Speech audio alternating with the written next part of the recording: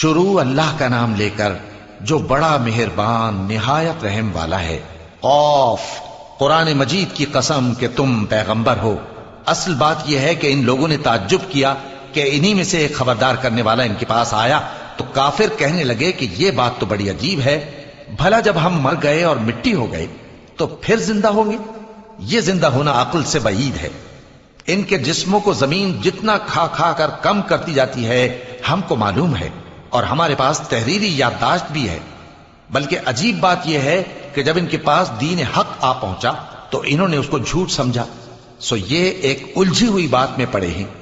کیا انہوں نے اپنے اوپر آسمان کی طرف نگاہ نہیں کی کہ ہم نے اس کو کیسے بنایا اور سجایا، اور اس میں کوئی شگاف تک نہیں؟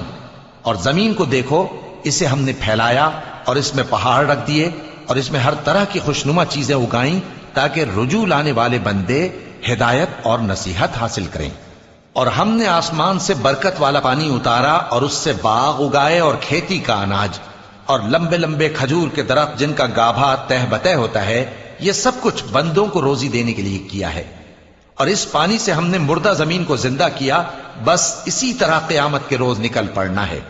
ان سے پہلے نوح کی قوم اور کنویں والے اور سمود والے لوگ جھٹلا چکے ہیں، اور عاد اور فرعون اور لوط کے بھائی اور بن کے رہنے والے اور تبا کی قوم، غرض ہر ایک نے پیغمبروں کو جھٹلایا، تو ہماری دھمکی بھی پوری ہو کر رہی۔ تو کیا ہم پہلی بار پیدا کر کے تھک گئے؟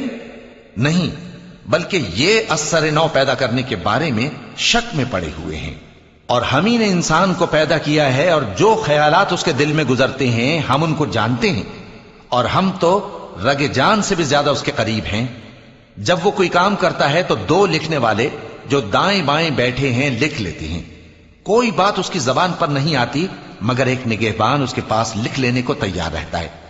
اور موت کی بے ہوشی حقیقت کھولنے کو طاری ہو گئی۔ اے انسان، یہی وہ حالت ہے جس سے تو بھاگتا تھا، اور سور پھونکا جائے گا، یہی عذاب کی دھمکی کا دن ہے۔ اور ہر شخص ہمارے سامنے اس حال میں آئے گا کہ ایک فرشتہ اس کے ساتھ ہانکنے والا ہوگا اور ایک اس کے اعمال کی گواہی دینے والا۔ یہ وہ دن ہے کہ اس سے تو غافل ہو رہا تھا، اب ہم نے تجھ پر سے پردہ اٹھا دیا تو آج تیری نگاہ تیز ہے۔ اور اس کا ہم نشیں فرشتہ کہے گا کہ یہ اعمال نامہ میرے پاس تیار ہے۔ حکم ہوگا کہ ہر سرکش ناشکرے کو دوزخ میں ڈال دو، جو مال میں بخل کرنے والا، حد سے بڑھنے والا، شبہ نکالنے والا تھا، جس نے اللہ کے ساتھ اور معبود مقرر کر رکھے تھے، تو اس کو سخت عذاب میں ڈال دو۔ اس کا ساتھی شیطان کہے گا کہ اے ہمارے پروردگار، میں نے اس کو گمراہ نہیں کیا تھا بلکہ یہ آپ ہی رستے سے دور بھٹکا ہوا تھا۔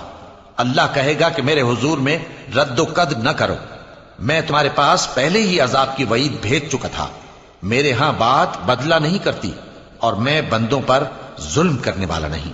اس دن ہم دوزخ سے پوچھیں گے کہ کیا تو بھر گئی؟